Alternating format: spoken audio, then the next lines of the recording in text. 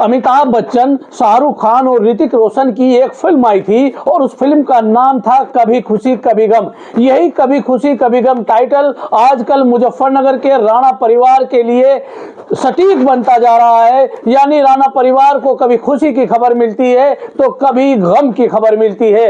आज भी ऐसा ही हुआ। पूर्व विधायक शाहनवाज राणा की जमानत अर्जी पर सुनवाई होनी थी, उसमें क्या हुआ और इसके साथ साथ ही आज कादिर राणा की अग्रिम जमानत पर भी बहस हुई और अदालत ने क्या फैसला दिया कि राणा परिवार मुश्किल में फंसता हुआ नजर आ रहा है। मैं राशिद अली हूं और रोजाना की तरह आपके लिए फिर से एक नई अपडेट लाया हूं। उससे पहले मेरा आपसे अनुरोध है कि अगर आपने अभी तक खोजी न्यूज चैनल को सब्सक्राइब नहीं किया है तो सबसे पहले सब्सक्राइब कर लें और अपने दोस्तों अपने जानने वालों से भी सब्सक्राइब करा दें ताकि रोजाना की तरह मैं आपको और अपडेट से अवगत कराता रहूं। 5 दिसंबर 2024 को मुजफ्फरनगर के वहन्ना चौक पर राणा स्टील फैक्ट्री जो पूर्व सांसद कादिर राणा की है उस पर जीएसटी की टीम छापेमारी करती है। छापेमारी के दौरान पूर्व विधायक शाहनवाज राणा वहां पहुंच जाते हैं, कादिर राणा की 2 बेटियां पहुंच जाती हैं, कादिर राणा के भतीजे सद्दाम राणा पहुंच जाते हैं, खुद कादिर राणा पहुंच जाते हैं और वहां जीएसटी की टीम आरोप लगाती है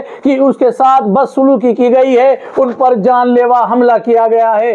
इसी प्रकरण में मुजफ्फरनगर के सिविल लाइन थाने में जीएसटी टीम के अधिकारी की शिकायत पर मुकदमा दर्ज किया जाता है और इस दर्ज मुकदमे में पूर्व विधायक शाहनवाज राणा और सद्दाम राणा को पुलिस जेल भेज देती है। इसके बाद विवेचना शुरू होती है तो विवेचना में जीएसटी की टीम की श्रेय गुप्ता के बयान के आधार पर अदालत में दिए हुए बयान के आधार पर धारा बढ़ जाती है छेड़छाड़ की।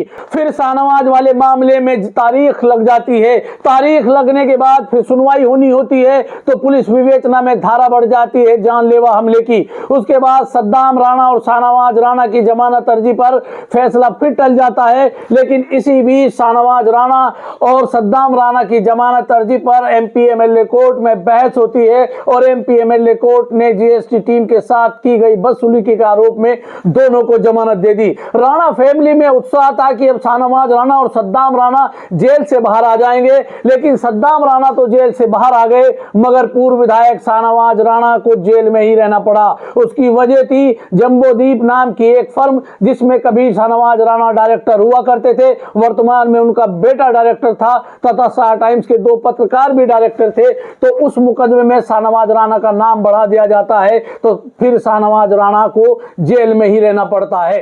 इसी बीच पुलिस की विवेचना में पूर्व सांसद कादिर राणा को भी षड्यंत्रकारी बताया गया और उनके बहनों यूसुफ का नाम भी इस पुलिस ने विवेचना के बाद इस मुकदमे में बढ़ा दिया। पूर्व विधायक शाहनवाज राणा के साथ साथ पूर्व सांसद कादिर राणा की इस मामले में मुश्किलें बढ़ने लगी।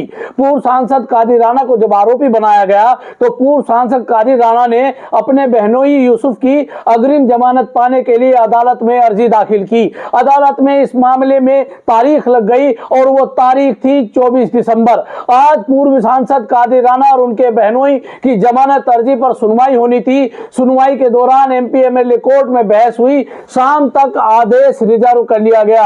यानी कादिर राणा के मामले में अदालत शाम के समय अपना आदेश सुनाएगी। शाम को जब आदेश आया तो पूर्व सांसद कादिर राणा और उनके बहनों यूसुफ की एमपी एमएलए कोर्ट ने अग्रिम जमानत खारिज कर दी। यानी कादिर राणा को अग्रिम जमानत अदालत ने देने से इनकार कर दिया।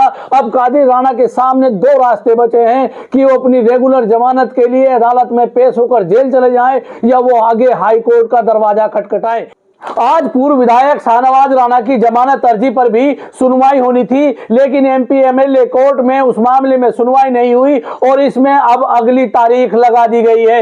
आज कादिर राणा की अग्रिम जमानत खारिज हो गई, शाहनवाज राणा के मामले में तारीख लग गई। यानी कहीं ना कहीं आज 24 दिसंबर का दिन राणा परिवार के लिए मुश्किल भरा साबित हुआ।